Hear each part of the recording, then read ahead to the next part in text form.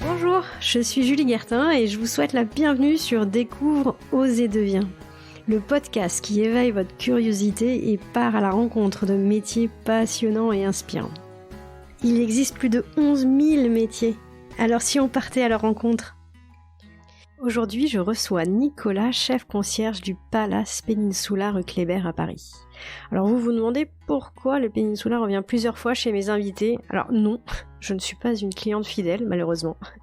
Non, j'ai eu la chance de rencontrer Nicolas et il y a quelques semaines Xavier Tuisa, qui est chef sommelier, grâce à ma sœur DRH du Peninsula. Alors j'en profite pour lui dire un grand merci puis lui faire un gros bisou à ma sœurette d'amour. Alors Nicolas a un parcours très riche et atypique. Alors il n'a pas du tout le parcours académique et il n'est pas passé par une école hôtelière. Et pourtant ça fait plus de 20 ans qu'il travaille dans la conciergerie dans les plus beaux palaces de Paris. Cette réussite, je crois qu'il la doit à son amour de la relation client et à son sens du service qui est vraiment gravé dans son ADN.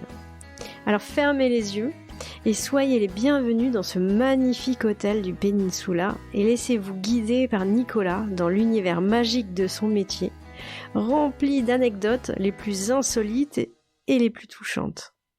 Je vous souhaite une très bonne écoute.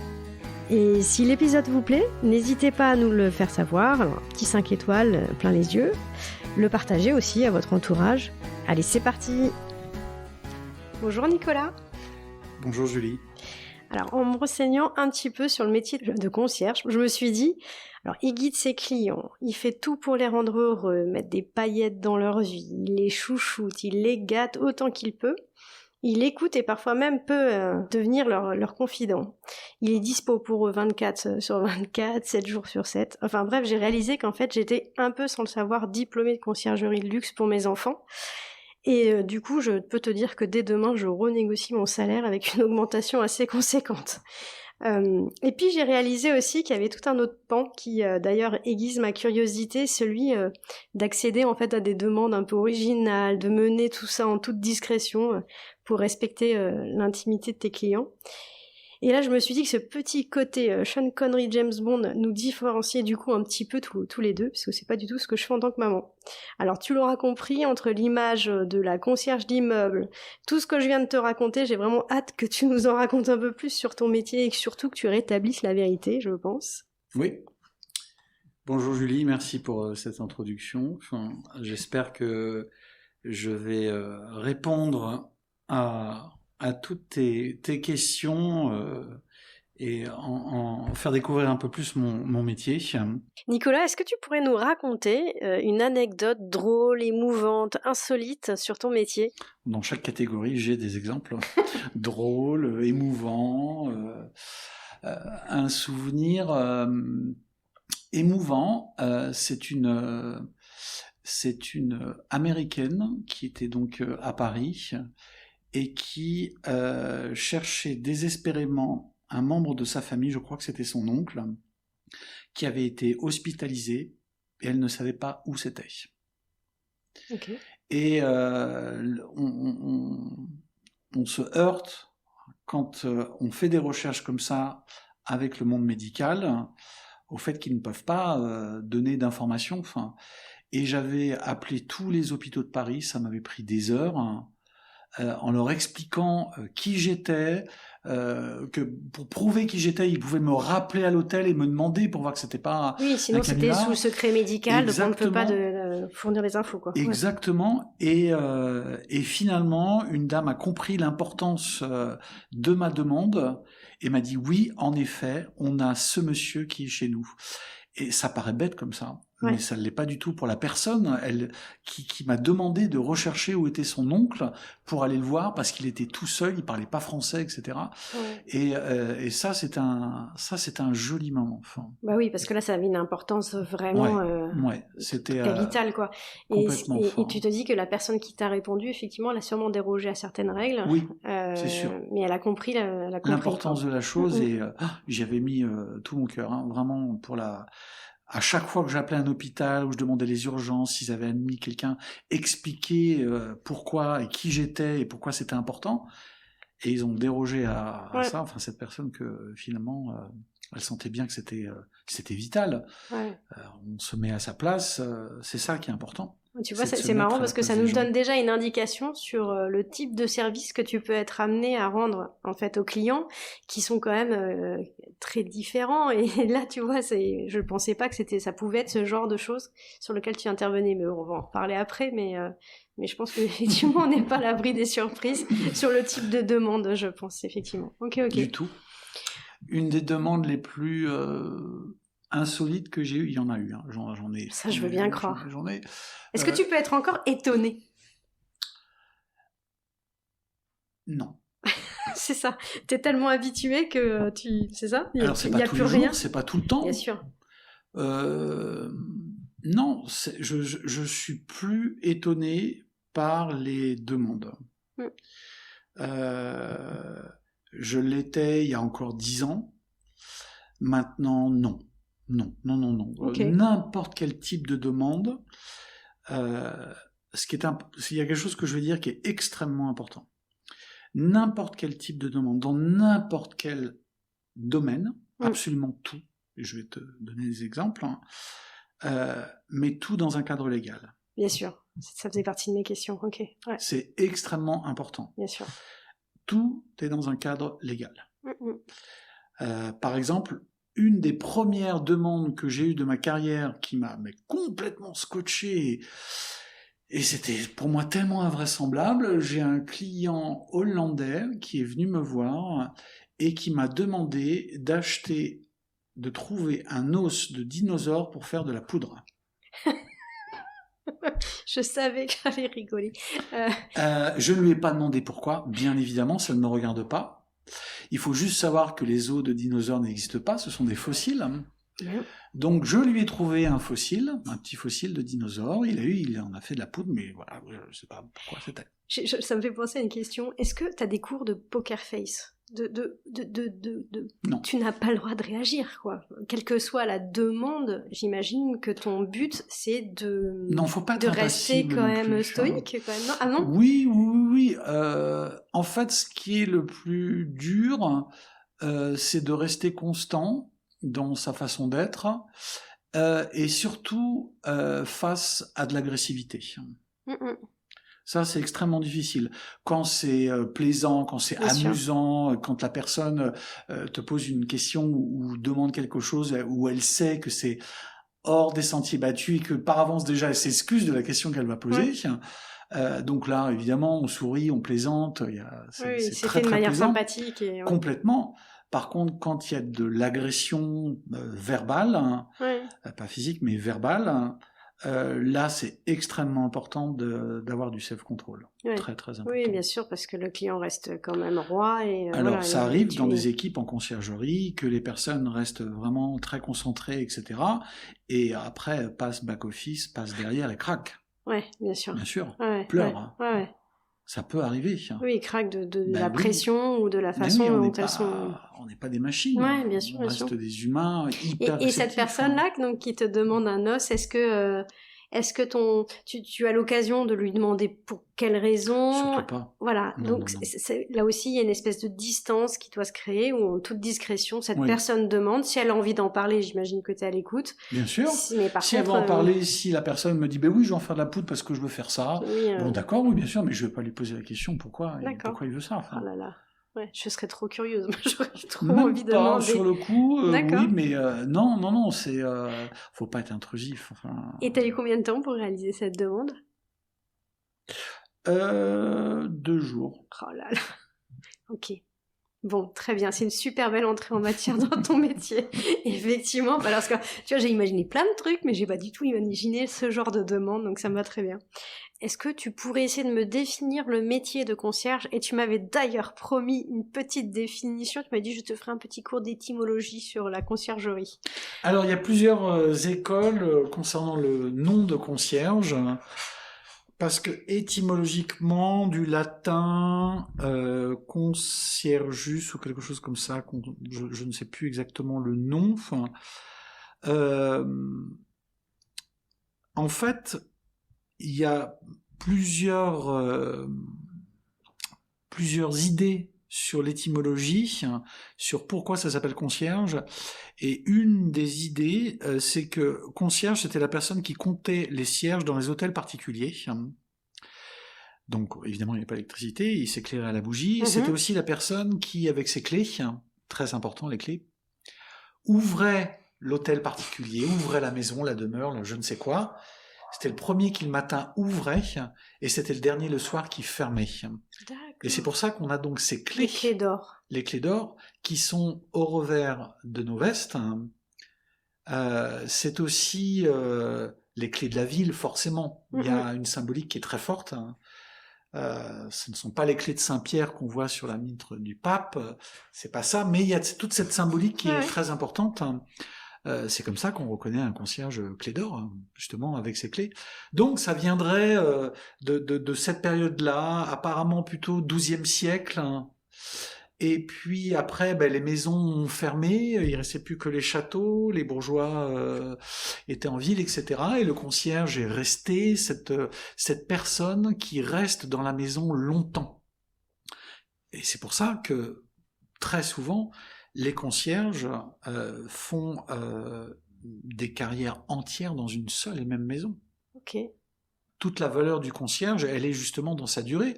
Le nombre d'années qu'on passe dans son hall à voir les clients, à les connaître, à les suivre, à voir grandir leurs enfants, c'est extrêmement important. Comment tu définirais le métier de concierge Très simplement. Ouais.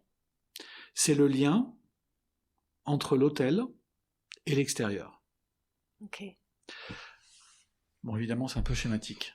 Mais le client qui est dans un hôtel, donc un palace, admettons, s'il a besoin de faire quelque chose en lien avec l'extérieur, il va demander au concierge. S'il a besoin de quelque chose en interne, il peut aussi demander au concierge. Je te donne un exemple. Ouais. Un client va au restaurant, on lui dit malheureusement, monsieur, on est désolé, le restaurant est complet ce soir. Le client d'un palace, il va pas s'arrêter là. Mais non, s'il paye sa chambre de base évidemment. 1000 €, il va pas s'arrêter là. Donc, il va aller voir le concierge. Dites-moi, Nicolas, est-ce que vous pourriez m'aider, s'il vous plaît? L'oiseau blanc est complet. Et mince. Et non, pas ça, s'il vous plaît. Ok, laissez-moi un petit peu de temps, je vais voir ce que je peux faire. Quand c'est complet, c'est complet. Oui, bien sûr. Eh ben non. Il y a toujours une solution. Mais il y a toujours une solution. Parce que forcément, c'est dans mon travail, il y a le réseau est extrêmement important. Ouais. Il faut que je m'entende bien avec tout le monde. Alors, c'est pas être comment je pourrais dire ça? Je m'entends bien avec tout le monde naturellement. C'est ma nature d'être comme ça. C'est vrai qu'après on peut avoir des accointances, plus d'affinités avec certaines personnes. Il s'avère que j'ai de très bonnes affinités avec le directeur du restaurant. Donc je vais voir le directeur du restaurant et je lui dis, je suis désolé. Trouve-moi une solution s'il te plaît. Trouve-moi une solution s'il te plaît. Et puis généralement, tous les jours, j'ai pour moi une table de deux. Si le restaurant est complet et que demain notre propriétaire arrive et dit voilà, je vais dîner à 19h30, je peux vous assurer qu'il aura sa table. Oui, bien sûr. Ok, c'est notre propriétaire, mais ok, l'autre c'est aussi un client, c'est lui qui nous fait vivre. Donc voilà, après j'essaye de ne pas hiérarchiser les clients. C'est pas parce qu'un client ne va payer que 1000 € sa chambre. En règle générale, je me fais un devoir d'encore plus satisfaire entre guillemets quelqu'un qui dépenserait un peu moins, pour le fidéliser, pour l'impressionner, pour lui dire, pour qu'il se sente important. Ok. Est-ce que tu te présentes aux clients dès qu'ils arrivent, ou en fait, ou bien tu les laisses venir à toi?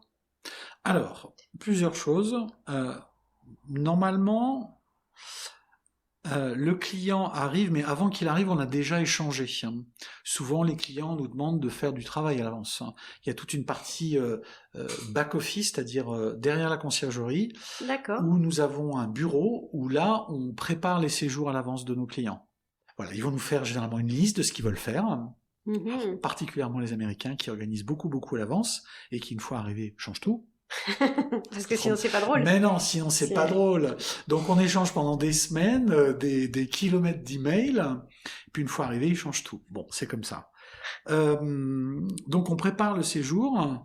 Quand le client arrive, si il a été identifié, c'est-à-dire que si une voiture de l'hôtel a été par exemple le chercher à l'aéroport, on sait que monsieur Untel arrive, le chauffeur en quittant l'aéroport nous appelle pour nous dire monsieur machin arrive, il arrive, on est devant l'hôtel pour l'accueillir. Pour l'accueillir avec les relations clientèle, le guest relation, qui lui va l'accompagner en chambre.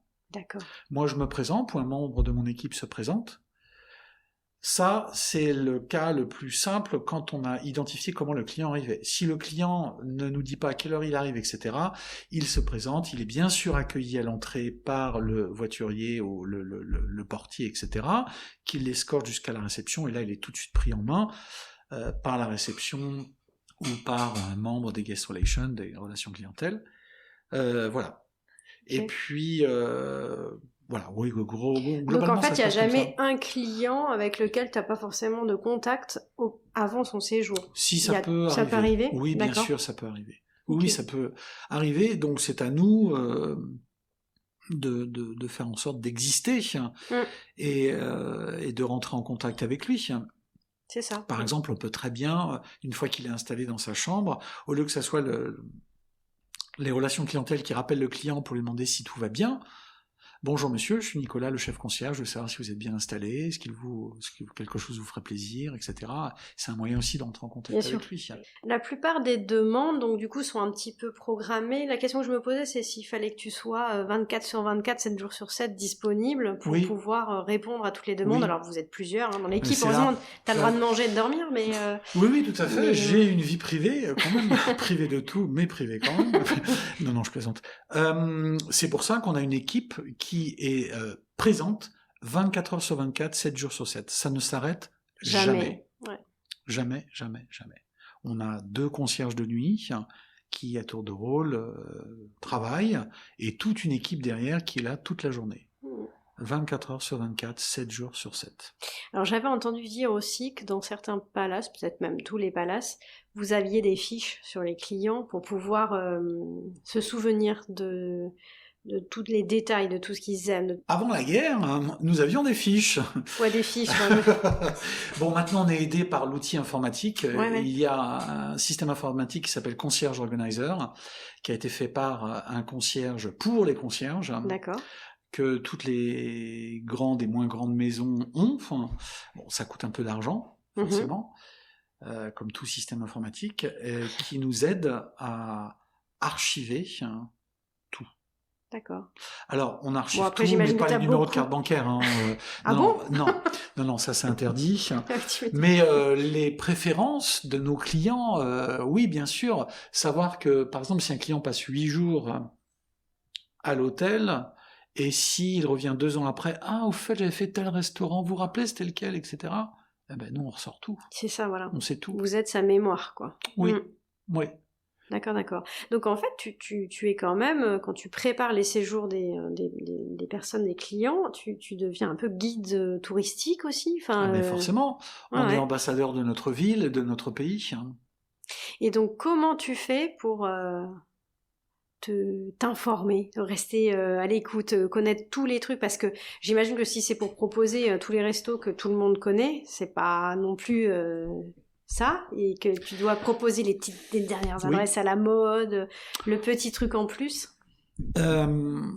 Bien souvent, les clients maintenant, les nouvelles générations de clients Palace sont extrêmement informés et savent pertinemment où ils veulent aller. Il suffit que telle star aille dans tel endroit pour que tout le monde veuille y aller. Le plus dur, c'est pas ça. Le plus dur, c'est de réserver dans un restaurant qui est complet. Ouais, d'accord. Et ça, c'est extrêmement difficile, et c'est là que le réseau est extrêmement important. Ouais, le carnet de réseau. C'est pour ça que je redis ce que j'ai dit tout à l'heure. Rester longtemps dans son hôtel, ou dans le métier au moins, c'est extrêmement important pour avoir un réseau solide, fiable.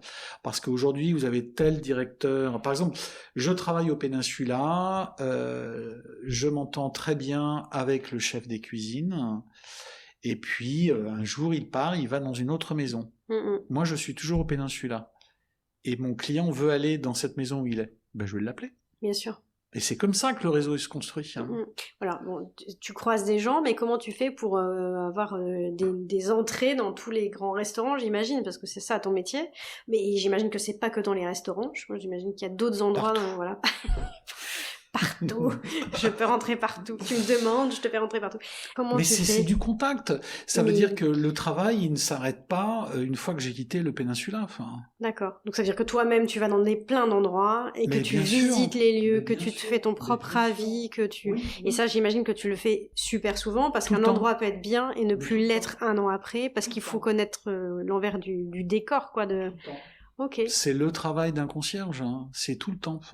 Alors c'est extrêmement plaisant parce que franchement, on va dans des lieux qui sont magnifiques, on rencontre des gens super, mais il n'y a pas que moi, c'est toute l'équipe fait ça. C'est extrêmement important de se tenir informé, et puis chacun est un petit peu spécialisé.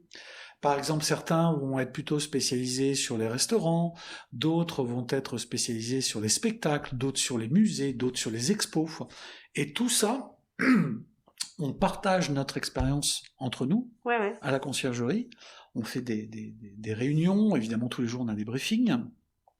Et dès qu'on a une demande à laquelle on ne sait pas répondre, parce que moi par exemple, je m'intéresse pas spécialement au football. Et si un client va aller voir un match du PSG, ben, je vais plutôt demander à quelqu'un de mon équipe qui est très calé là-dessus. Oui, bien sûr. Alors, une petite question, justement. Est-ce que c'est un service, le service de la conciergerie est un service payant? Non, ce n'est pas un service payant. Le client peut nous demander tout ce qu'il le souhaite. C'est pas le service, on va l'aider à trouver ce qu'il veut, mais ce n'est pas payant. Bon, par exemple, si un client nous demande d'aller acheter, je prends quelque chose de très simple, du parfum.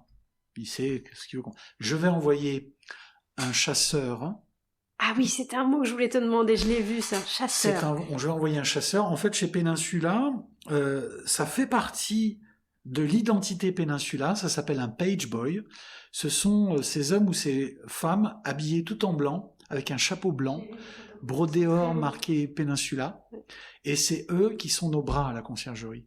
Donc ils vont faire un travail de chasse, ils vont aller chasser pour nous, ils vont aller chercher les choses pour nos clients ou pour l'hôtel, ça peut arriver. C'est un service qui est gratuit, qui est offert.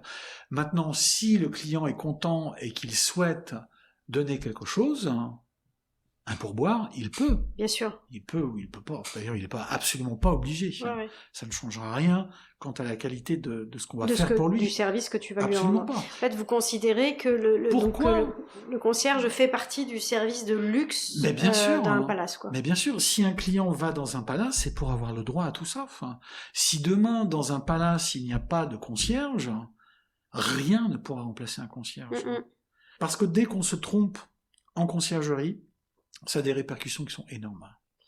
Ça a des répercussions d'abord qui sont financières. Si j'envoie un client dans un mauvais restaurant ou un mauvais achat ou je ne sais quoi, c'est lui qui paye, c'est pas moi. Bien sûr. C'est toujours l'argent des autres que je fais dépenser. Je leur fais dépenser de l'argent. C'est ça qui les fait fidéliser. C'est le fait de revenir, de voir, tiens, Nicolas est là, ou un autre membre de mon équipe, on tisse des liens, moi j'ai des... Vous êtes quand même, je pense que vous êtes au cœur de l'image, du coup, d'un palace, en fait, et du lien particulier que je pense, il y a d'autres... un palace peut avoir avec ses clients. Oui, alors évidemment, il y a plusieurs services qui sont extrêmement importants et on en parle encore plus, notamment la cuisine dans les restaurants. Les chefs sont portés au firmament par leur création, par ce qu'ils font, parce que c'est incroyable. Et je suis très content pour eux qu'ils aient une grande visibilité. Nous, on est plutôt dans la discrétion. Mais c'est la base de notre métier d'être hyper discret. Il m'est arrivé, je vais vous donner un exemple, parce que c'est un truc hallucinant, un client va dans les plus beaux restaurants de Paris toute la semaine où il est, tout se passe bien, avocat new-yorkais, il retourne à New York, et 8 jours après, il m'envoie un FedEx en me disant « Ma femme vient à Paris, je veux qu'elle fasse tous les restaurants que j'ai faits. Parce qu'en fait, la femme avec qui il était, c'était sa maîtresse. Et j'imagine qu'effectivement, tu rentres quand même dans l'histoire des familles, des gens. Tu rentres. C'est pour ça que dans le recrutement en conciergerie, la personnalité de la personne, la gentillesse, le sens du travail bien fait, du devoir, je dirais presque, il faut qu'on le sente.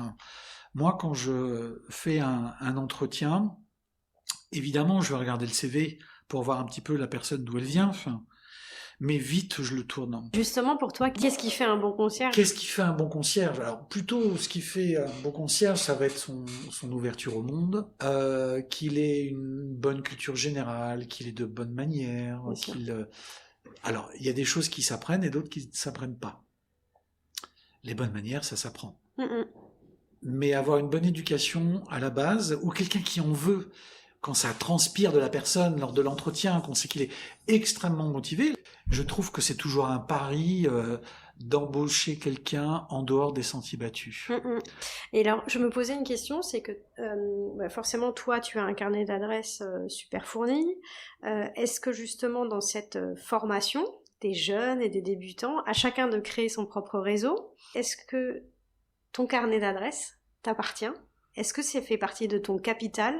Et dit autrement, quand tu pars dans un autre hôtel, tu emmènes ce capital avec toi. J'ai mon carnet d'adresses avec mes contacts. Si un concierge me dit « Nicolas, j'arrive pas à faire ça, est-ce que vous pouvez m'aider ?» Je vais lui donner le contact tout de suite. D'accord. Donc tout de suite, il va avoir le droit à quelque chose où peut-être j'ai mis des années pour le trouver. C'est ça, voilà. Ou cultiver cette relation. Je vais le donner. Après, dans notre système informatique, justement, qui s'appelle Concierge Organizer, on a énormément d'informations où tout est mis. Donc, on partage beaucoup. Il y a peut-être certaines choses que je vais, des choses qui sont, comment je pourrais dire ça, qui sont un peu délicates, où je vais pas partager, parce que vis-à-vis de la personne, du contact, ça se fait pas. Ah ouais. Par exemple, je vais vous donner un exemple. Je vais te donner un exemple. Quand je travaillais à la réserve, j'étais très proche de l'Élysée.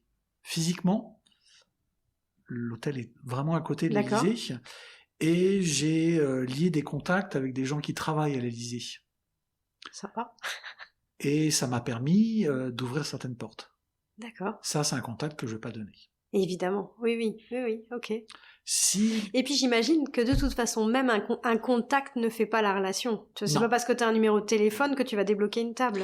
C'est aussi tout ce que vous aurez vécu à côté et pendant des années. Donc, Par exemple, si on a un chef d'État qui vient à l'hôtel et qui a rendez-vous à l'Élysée avec notre président, moi je peux appeler pour savoir quand est-ce qu'il va revenir, qu'on soit prêt. C'est génial. Les clients, grâce à Internet, je trouve, on a quand même une mine d'informations incroyable. Oui. Donc j'imagine que votre métier, il a dû évoluer, non, par rapport à ça ? Beaucoup. Mais nous, on est sur place. C'est ça qui fait toute la différence. Le client d'un palace qui sait que c'est le meilleur restaurant de Paris va demander au concierge, et puis même si c'est complet, le concierge va lui trouver une place. Et puis peut-être que le meilleur restaurant, il était bien il y a 2 mois, puis le chef a changé, il n'est plus bien. Ouais. C'est notre devoir aussi de dire, écoutez, le chef a changé, je ne connais pas la nouvelle cuisine. Est-ce que ça peut t'arriver aussi qu'on te réquisitionne en disant il y a un client, il veut l'exclu quoi, il te veut toi et il veut que tu sois dispo 24/24 pour lui. Est-ce que tu peux nous donner des exemples de types les plus différents de services possibles ? Ok, il y a tout ce qui est réservation. Donc réservation billet de spectacle, réservation d'opéra. Tiens, réservation d'opéra. Oui, Opéra Garnier, nous on n'y va jamais, il n'y a jamais de place. Toi, t'as des places, forcément. Ben oui. Mais c'est très énervant, tout ça. C'est très cher, surtout. Ah oui, c'est cher aussi, je suis d'accord. Non, blague à part, tout ce qui est réservable, on peut réserver.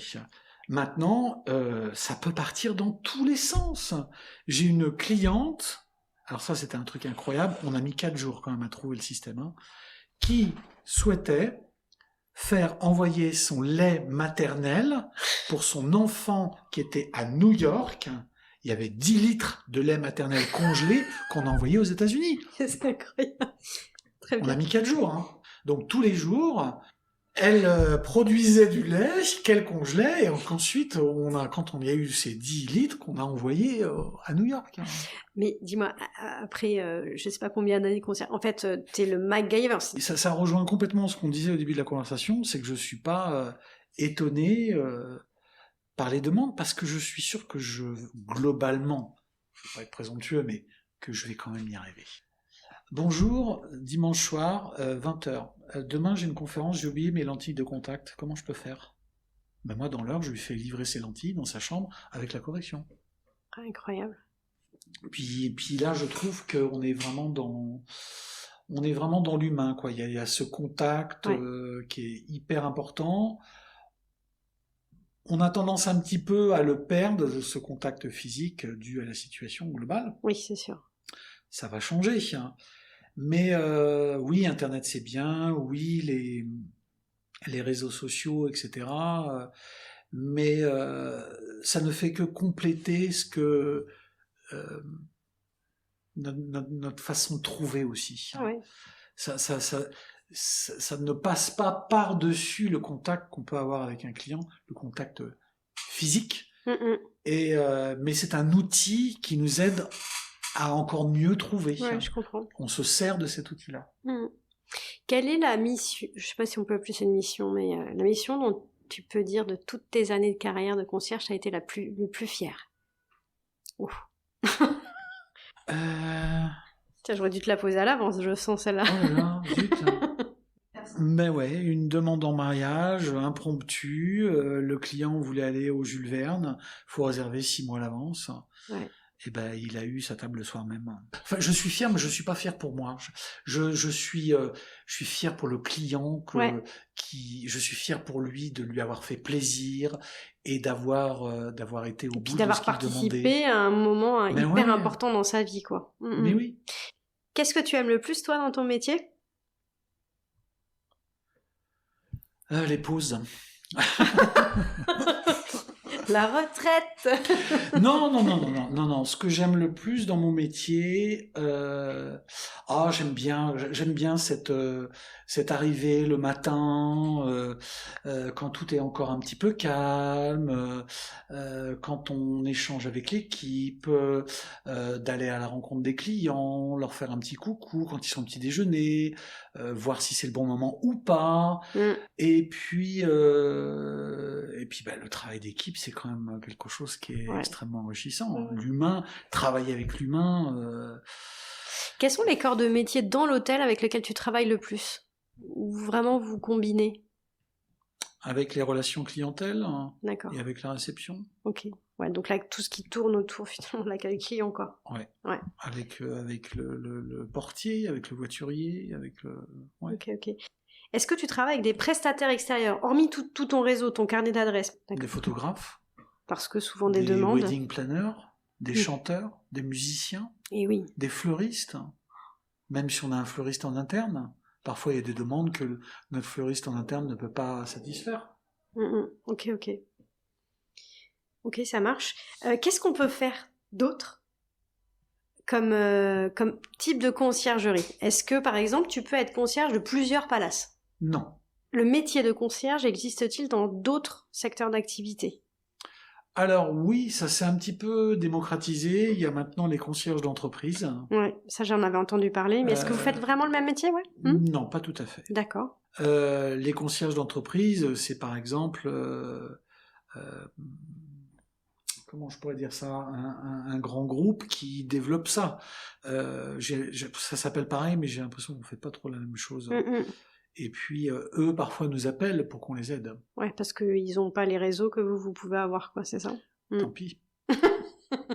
Comment tu dis ça avec un air vraiment coquin. Ok. Comment toi, tu peux te projeter, justement, à te dire quel autre métier, tu vois, tu peux faire On est surtout dans la gestion d'équipe, dans le management, dans le coaching. Ça, c'est une partie qui m'intéresse énormément. Okay. Après, en dehors de l'hôtellerie, il y a tout ce qui touche au luxe. Ouais. Moi, j'ai déjà été approché il y a quelque temps par une grande maison de joaillerie. Oui. Ils étaient intéressés par mon profil. pour être directeur d'une boutique. Du moment que c'est un attrait à... J'ai tellement été formaté ces 10-15 dernières années au luxe, enfin à l'extrême luxe même, que ça serait difficile d'en sortir. Bien sûr, oui. Mais pourquoi pas? Pourquoi pas? Et puis, je pense qu'en fait, le point commun de tous ces lieux-là, c'est la relation client et le sens du service qui est hors pair, quoi. Alors, la relation client, le sens du service, et pour un chef concierge, tout son management d'équipe. Aujourd'hui, le Covid, ça a quoi comme impact sur ton métier? C'est très simple. C'est extrêmement simple. Aujourd'hui, donc, on est le 26 novembre. Eh bien, depuis le 19 mars, je n'ai pas travaillé. Hallucinant. J'ai toujours, moi, l'impression de vivre dans un petit cauchemar. Ça suffit. L'année prochaine, on retravaille. On va tous être très contents de travailler. Et il a fallu entretenir ce réseau pendant toute cette période. Donc, il y a un travail là, c'est très sympathique. Bien sûr. De passer, alors d'abord un petit message pour savoir si on ne dérange pas. Et puis après, on s'appelle. Alors, on ne s'appelle pas toutes les semaines, mais une fois par mois. Ça a été le cas à peu près. Et j'imagine que pour eux, c'est aussi super important de voir que c'est pas parce que tu les fais pas travailler en ce moment que tu coupes les ponts et vogue la galère pour eux, quoi. Parce que je pense qu'il y a aussi un énorme impact pour tous tes partenaires en ce moment. Quand on va redémarrer, il se peut que on va redémarrer progressivement, mais ça peut aussi aller très vite. Il va falloir qu'on soit extrêmement réactif et se remettre dans le bain très rapidement. Dans l'hôtellerie de luxe, un des grands avantages qu'on a, c'est qu'on s'adapte. Et on s'adapte rapidement. Ça demande une gymnastique intellectuelle, mais on s'adapte. Et tout le monde est formaté pour s'adapter rapidement, pour s'adapter au client. Et puis, si, en l'occurrence, ça ne sera pas le client, mais ça sera la vie d'une manière générale, il va peut-être y avoir un petit moment de flottement où forcément on va se faire aider par l'hôtel, par les ressources humaines, etc. Mais rapidement, il va falloir sortir de ça. Et voilà. De toute façon, quand j'en parle avec mon équipe, je sens bien que là, ça pousse, quoi. Les tout gens le monde. ont envie. Et tu me disais que tu avais aussi, tu fais d'avoir gardé des contacts avec ton réseau de partenaires, mais tu me disais aussi avec tes équipes. Oui, je peux pas décemment, du jour au lendemain, comme ça a été le cas, fermer l'hôtel, salut les cocos, je rentre chez moi et puis on se revoit quand on se revoit. Non, forcément, il y a des relations privilégiées qui se sont établies au fil des années entre nous. Moi, je compte sur eux, ils peuvent compter sur moi, et le lien, alors il est pas familial, il est pas complètement amical parce que c'est quand même mon équipe et que on a vécu ensemble des moments difficiles. Il a fallu que je fasse parfois des choix difficiles qui n'ont pas toujours été appréciés. Mais c'est mon boulot de manager. Mais en dehors de ça, mon boulot de manager, c'est aussi de faire vivre cette loge, cette équipe. Donc, on s'appelle très régulièrement, très très régulièrement. Et puis, tous les mois, j'organise un petit atelier à la maison où on travaille le matin ensemble sur un thème. Et après, je leur fais à manger et on discute de tout, de rien. Et on se quitte en milieu d'après-midi. On était contents de se voir. C'est top, ça, vraiment. Très très souvent. Bon, en tout cas, c'est super d'avoir regardé le lien et j'imagine que oui, vous devez avoir super hâte de reprendre le boulot et d'être de nouveau en contact. Parce que quand même, votre job, c'est d'être en contact. Ouais, et puis retrouver ce rythme de travail qu'on décrit tant, parfois on n'en peut plus, etc. Bien sûr. On est crevé, ou il y a trop de pression, enfin peu importe. Mais en même temps, on fait ça pour ça. Ouais, pour justement l'adrénaline, un peu du coup de chaud, comme on dit en cuisine. Ah quoi. oui, carrément. Et puis c'est là, dans les coups de chaud, qu'on voit sa valeur. C'est Bien là sûr. qu'on voit où on est bon et où on n'est pas bon. Notamment pour les nouveaux. Est-ce qu'ils résistent au stress, c'est ça? Ça m'est arrivé de sortir, de faire une petite marche dans le quartier avec quelqu'un. J'ai pas le droit, je devrais pas dire ça. Mais c'était pour le bien de la personne. Parce que il ou elle pleurait, parce que c'était trop dur, parce que le client avait été odieux, parce que pour 1000 raisons. Mais ne serait-ce de faire une petite marche, le quartier est sympa. Ouais, j'avoue, effectivement. Et tiens, d'ailleurs, ce rôle de manager, c'est la principale différence qu'il y a entre chef concierge et ton équipe et l'équipe de concierge. Oui. Quelles sont les dimensions que t'as ajoutées à ton arc? En étant chef concierge? Ouais, en étant chef concierge. Évidemment, toute la partie management, prise de décision importante pour le service. Et quand je dis prise de décision, ça inclut le recrutement, les formations. Et ça te plaît, cette dimension-là? Ah, moi j'adore. Ouais, j'ai l'impression, c'est pour ça que je te pose toutes ces questions. La base de métier, c'est bon, je l'ai, ça fait 27-28 ans que je fais ça.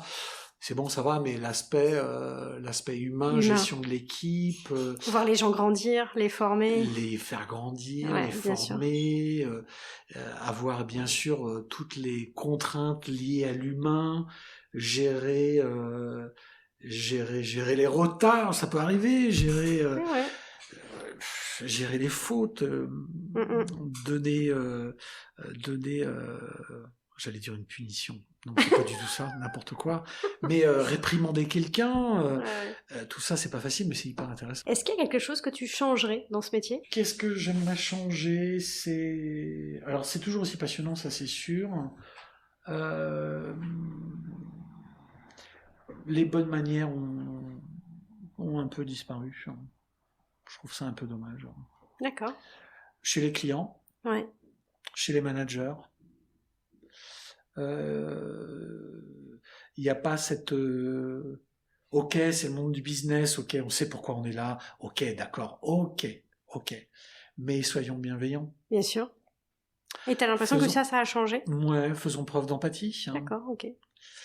Je trouve que ça a beaucoup changé. Moi aussi, ça m'arrive de pas être aimable, de pas être spécialement super gentil, parce que je suis pas une machine, mais je fais quand même attention. Je fais quand même attention. Et puis aussi, ce qui a changé, je trouve, c'est l'engagement des gens. L'engagement, c'est un sacré mot, ça. Ouais. Il y a une notion d'action, il y a une notion de sincérité dans l'engagement. Je trouve que parfois les gens, d'une manière générale, dans le métier, d'une manière générale dans le métier, ça manque un peu d'engagement. Je trouve que c'est un peu dommage. Mais je pense que c'est typique de quelqu'un qui vieillit. Alors je suis pas aigri, c'est pas ça. Le monde était mieux avant. Mais le monde était mieux avant. Non, moi je dis pas ça du tout. Je vis vraiment dans le présent, dans le futur, total. Mais quand je dis total, je pourrais me réfugier dans le passé, dans ma façon de voir les choses, etc. Pas du tout. Ouais, et puis dans ton métier, je pense qu'il faut savoir se renouveler, parce que si t'es pas à la page, tu réponds, tu t'es plus en capacité de répondre aux demandes des clients, donc ça c'est fondamental. Se réinventer, quand même. Se réinventer, et puis être force de proposition. C'est pour ça, dans les ateliers que je fais, très simple, c'est très simple avec mon équipe. On pense à ça, à ce retour au travail, comment on va appréhender ce retour, qu'est-ce qu'on peut faire pour améliorer l'expérience client, pour améliorer... voilà. Je trouve que c'est génial parce qu'en fait, profiter de ce temps de pause où, à la limite, les gens, ils savent pas quoi faire, ils se sentent un peu pas délaissés, tu vois, par le boulot, mais forcément, on leur demande plus d'être... Tu vois, si on peut le dire. Et de profiter de ce temps de pause pour former les gens, pour leur dire mais prenez du temps et soyez source d'inspiration pour demain. Tu vois, je trouve que c'est génial. Bon, est-ce que t'as un pan de ton métier qu'on aurait complètement oublié d'aborder? La condition physique. C'est vrai? Ah oui, être debout pendant 8-10 heures derrière un desk. Oui, t'as raison. Au téléphone. Mais vous avez pas des grands tabourets? Non, vous êtes debout. Non, mais Julie. Je suis ma petite Julie. Je t'explique. Oui. Tu vois comment est ce magnifique lobby majestueux Bien sûr. du Péninsula. Tu rentres, tu vois ces hommes, ces femmes parfaits derrière leur desk. C'est vrai. Et puis t'en vois un assis sur un tabouret accoudé au bord du truc. Non, mais t'as raison, t'as raison. t'as raison. Mais ça, c'est quelque chose, par exemple... C'est un aspect que j'évoque toujours dans les entretiens. Ok, on parle de la résistance au stress, etc. Quoi, quelle résistance au stress? Arrêtez de stresser les gens. C'est pas comme ça que vous allez en sortir le mieux. Il n'y a pas de résistance au stress. Il y a de la résistance au travail, aux clients peut-être. Alors, évidemment que c'est du stress, mais simplifier les choses. Et moi, je dis toujours quelque chose. Plus ça s'accélère autour de vous, plus vous ralentissez. Mais oui, c'est évident. Quand on est en pleine Fashion Week, qu'on est débordé de tout, que ça n'arrête pas, que le téléphone sonne, que les gens sont face à vous, les paquets, les trucs à faire monter et tout, dans tous les sens, il y en a partout, ralentissez.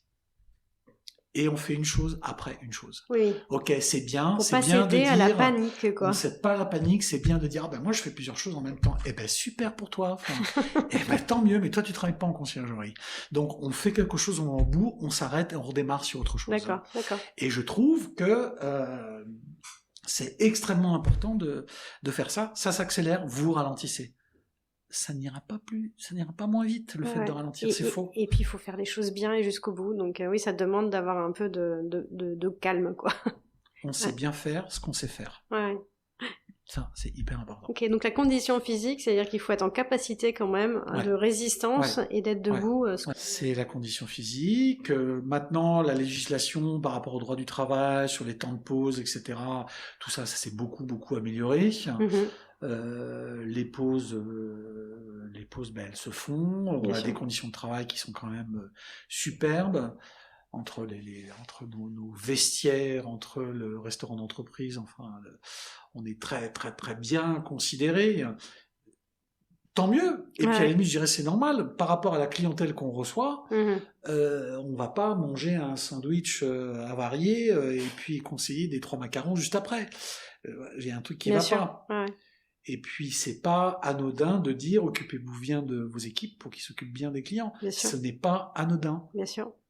Je suis d'accord. Ce ne l'est pas du tout. Je ne pense pas du tout comme ça. Enfin. Et puis, alors ok, c'est des phrases à l'emporte-pièce, des phrases toutes faites. Occupe-toi des gens comme t'aimerais qu'on s'occupe de toi. Mais c'est une réalité. Hein. Parfois c'est difficile. Hein. Parfois, forcément, répondre à de l'agressivité, on a envie d'exploser. Non. Vous avez un punching ball dans la loge. On va derrière, on discute, on pleure, on mange des gâteaux, des chocolats, des bonbons. On crie. Est-ce que c'est une pièce molletonnée? Vous criez, vous fermez la porte. C'est pas possible. Mais non, mais j'imagine. Mais oui, vous ne pouvez pas vous énerver. Évidemment, vous ne pouvez pas vous énerver. Alors tout n'est pas lisse, aseptisé. On n'est pas dans une clinique au fin fond de la forêt noire. C'est pas ça non plus. Hein. Il faut que ça soit très chaleureux. Et nous, on a un rôle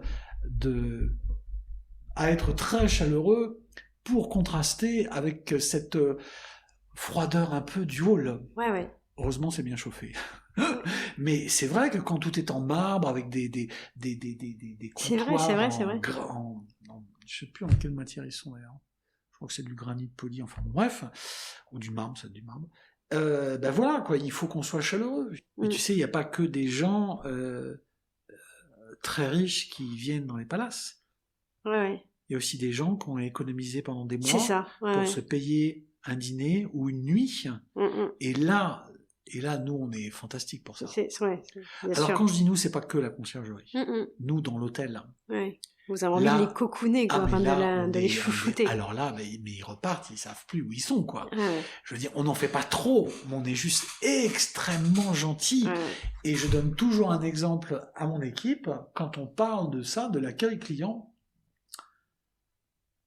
Alors, en mettant évidemment toute la distance nécessaire, etc. Mais comment vous accueillez vos amis ou votre famille chez vous? Est-ce que vous laissez quelqu'un tout seul chez vous et vous ne lui parlez pas? C'est-à-dire, vous êtes dans votre salon, il est assis à manger, mais mettez-vous à sa place. Alors, évidemment, on remet ça dans le contexte pro et client. Mais voilà, un client est assis, ne fait rien, ou alors se balade, regarde, ben allez le voir, bonjour, ça vous plaît monsieur? Ben vous savez que ça a été fait, Et puis voilà, vous êtes dans l'ascenseur, et ben faut parler avec les gens dans l'ascenseur. Un vrai sens de l'accueil, quoi. Ok. Qui se sentent chez eux, à l'hôtel, à Paris. Tu sais que j'ai l'habitude de conclure mes interviews en posant une dernière question qui est de te demander de me lancer le défi de partir à la découverte d'autres métiers. Est-ce que tu as réfléchi? Je sens à ton regard que tu... Bien sûr. Non, Alors, est-ce que tu as déjà rencontré un luthier? Non, ça faisait partie de ma liste. Super. Donc, très beau métier. Un ami qui est luthier. Oh, super. Qui fait des violons. Parfait. Qui a son atelier. Génial. Donc, je vais te donner ses coordonnées. Oh, merci. Super. Et puis après, j'ai une amie qui fait les décors pour les publicités, les photos, les mises en scène, d'accord, etc. Super. Un côté très artistique. Et d'ailleurs, c'est la sœur du luthier.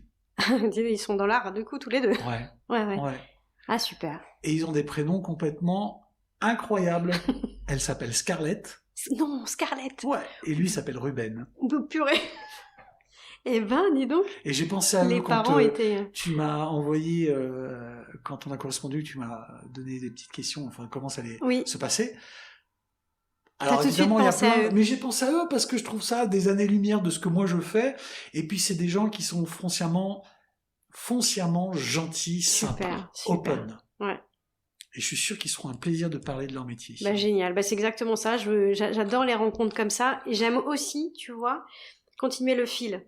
Parce que je trouve que c'est très intéressant dans la démarche aussi que toi, tu puisses te dire, te poser 2 secondes et te dire, mais dans mon réseau d'amis, là, j'ai jamais fait gaffe, mais quand même, quand tu commences à réfléchir, tu t'aperçois que t'as très vite, un sacré nombre de personnes où tu te dis, mais lui, son métier, il est quand même génial. Et lui, et elle. Et en fait, je trouve que c'est aussi une façon de se dire que sans qu'on le sache et sans qu'on s'en rende compte au quotidien, on a autour de nous une quantité incroyable de gens qui font des trucs géniaux. Et peut-être que même on n'a jamais eu l'occasion de leur dire, et que je trouve que c'est une façon de leur dire quelque part que tu vois que tu m'envoies eux. Je vais leur dire. Je vais leur dire, j'ai pensé à vous et je sais bien qu'ils font des métiers pour moi qui sont superbes. Luthier, je connais pas du tout. Mais il faisait partie de ma liste. Décoratrice aussi. En plus, ma fille, moi, elle rêve d'être décoratrice. Donc voilà, donc c'est super. Puis c'est des personnages. Ah oui, j'imagine. Puis un travail de la matière aussi qui est très important. J'ai rencontré le boucher Hugo Desnoyers, qui donc j'ai interviewé, je sais plus, il y a une semaine. Et pareil, il m'a dit alors joueur de golf professionnel. Et après, c'était autour du bois. Donc menuisier, béniste, etc. Donc c'est marrant parce qu'il me disait j'ai un rapport à la matière, au toucher qui est super important. Il t'a lancé ce défi-là? Et il m'a lancé ce défi-là. Et tu as trouvé quelqu'un qui travaille le travail du bois, qui fait du... Alors non, j'ai un marketeur qui fait la marqueterie sur bois précieux. Hervé, que je dois rencontrer, que j'ai appelé d'ailleurs parce qu'on s'est déjà eu au téléphone et je lui ai dit si tu veux on peut faire à distance. Il m'a dit tu rigoles ou quoi? Il m'a pas dit ça comme ça. Il m'a dit si tu viens pas à l'atelier, tu passes à côté de 80% de mon métier et 30 ans de ma vie. Donc il faut que tu viennes voir. Donc voilà, il faut juste qu'on trouve une date. Mais donc lui, après j'ai pas d'ébéniste. J'en ai repéré un parce que j'ai vu une photo, un type qui est un ancien ébéniste qui a refait entièrement une 2 chevaux en bois. Mais la 2 chevaux, elle roule. J'ai vu ça. Tu l'as vu? J'ai vu ça. Puis moi, je veux que les gens ils aient une passion de leur métier, tu vois, qu'ils le subissent pas. Moi, je suis sûr que tous les gens que tu rencontres, ils ont la passion de leur métier. C'est un truc de dingue. Moi, je me fais un shoot d'adrénaline et de plaisir à chaque fois que je rencontre des gens. Ils ont tous des parcours incroyables. Moi, je trouve qu'on a de la chance de faire des métiers...